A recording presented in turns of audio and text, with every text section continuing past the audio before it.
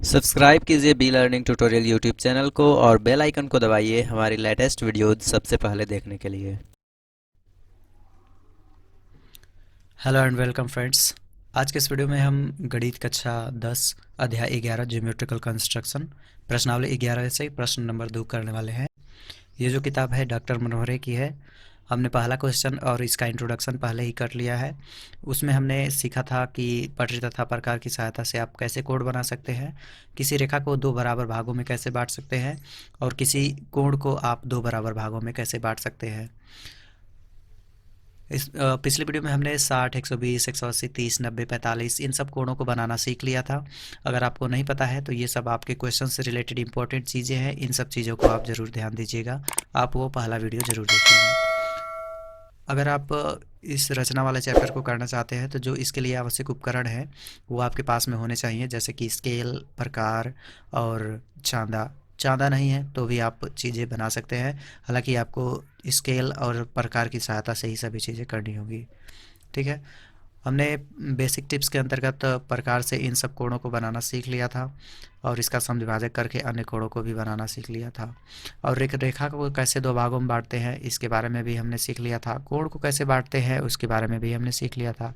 तो आइए स्टार्ट करते हैं 11A से क्वेश्चन नंबर 2 को।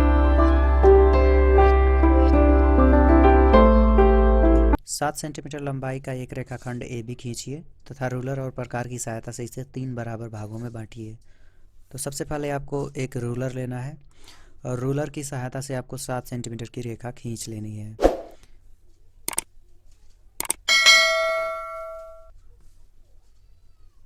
ये 7 सेंटीमीटर की रेखा आप इस तरह से खींच लेंगे।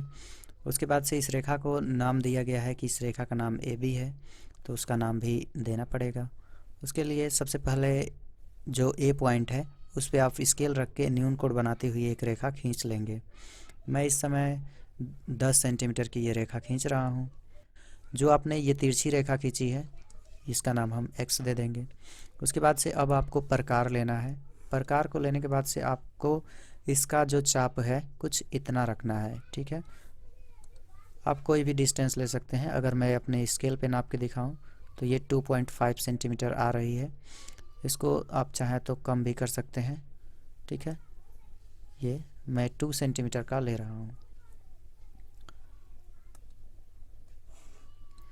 उसके बाद से इस प्रकार को उठाना है और नुकीला वाला पार्ट पॉइंट ए पे रख करके जो आपने ए एक्स रेखा खींची है उस पे 3 चाप लगाने हैं, 3 कट लगाने हैं।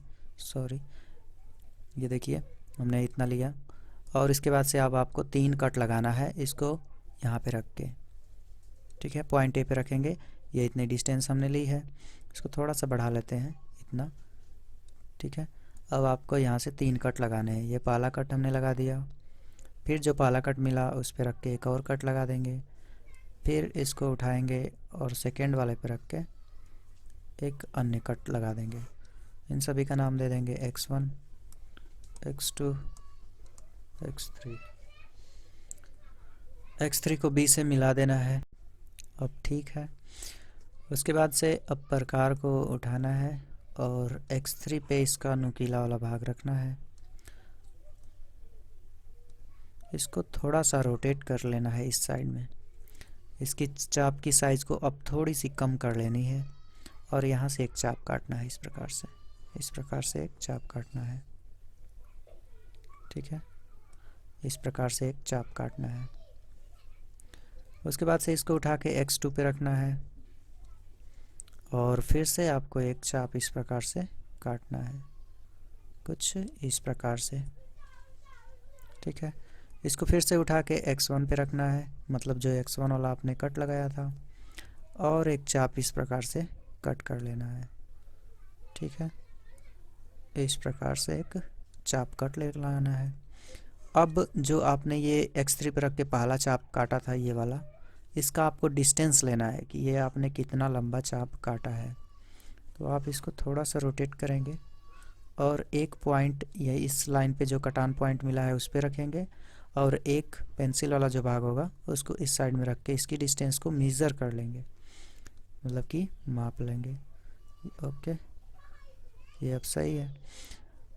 अब इसको बिना हिलाए डुलाए उठा लेना है और थोड़ा सा इसको घुमा करके इस तरह से इसको लाना है। जो आपने ये वाली लाइन कट की थी इस पे आपको नुकीला वाला पार्ट रखना है और इसी पे आपको एक कट लगा देना है इस प्रकार से। अब जो आपने ये सेकेंड वाला ये वाला आपने जो लगाया था कट उस पे रखना है और एक कट आपको यहाँ से रख के लगा देना है इस प्रकार से। बस अब सभी चीज़ें हो चुकी हैं। x2 से इस कटान पॉइंट को मिला देंगे ये जो कि इस रेखा पे कहीं काटेगा, और x1 से इस कटान पॉइंट को मिला देंगे जो इस रेखा पे कहीं काटेगा इधर, और वही जो है AB रेखा को 3 बराबर भागों में बांट देंगे।